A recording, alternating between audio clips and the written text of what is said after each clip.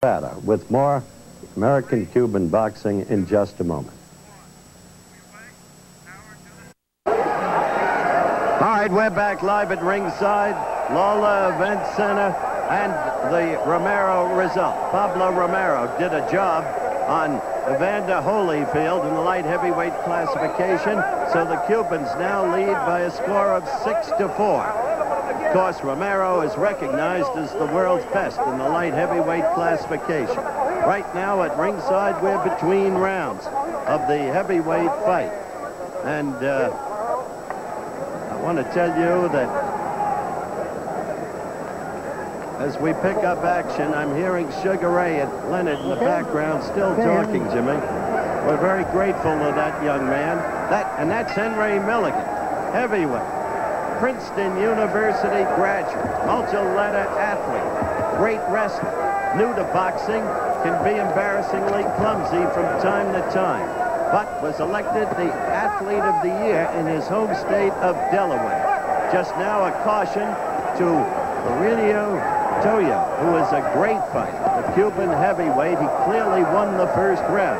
The third man in the ring, a very familiar amateur boxing figure, Tony Filippelli, from Utica, New York. Again, another caution to Toyo.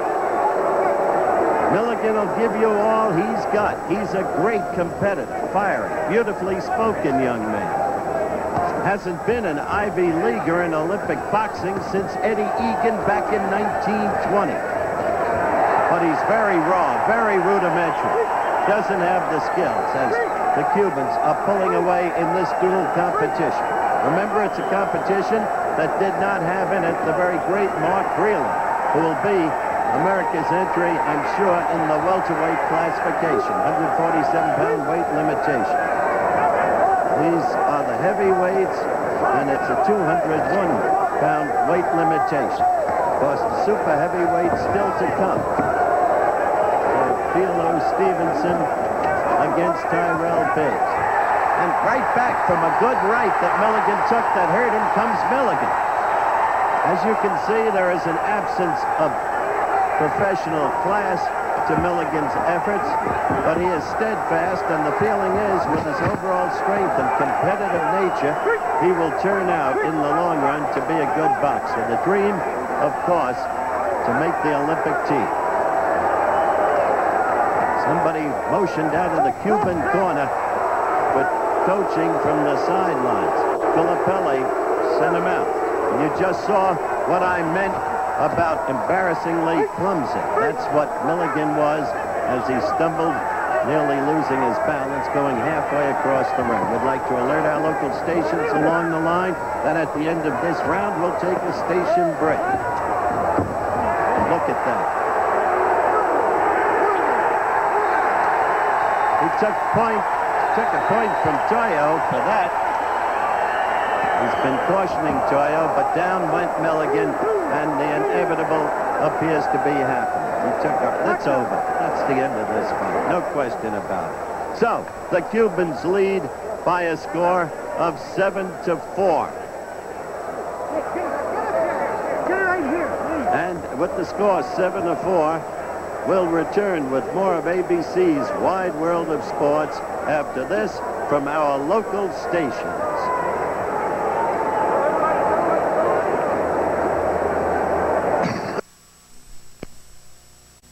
KVEW Channel 42, Kennewick.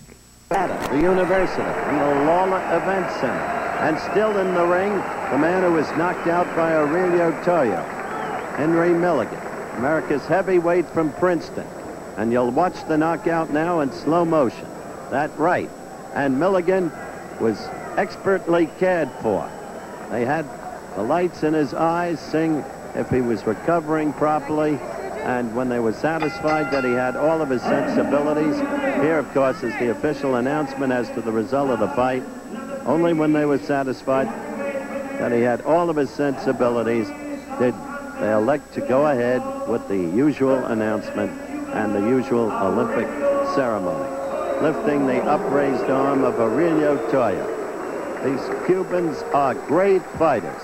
And so, the scoreboard now. Cuba, 7, the United States, 4. And we are about to come to the climactic event, the super heavyweights, Biggs against Stevenson.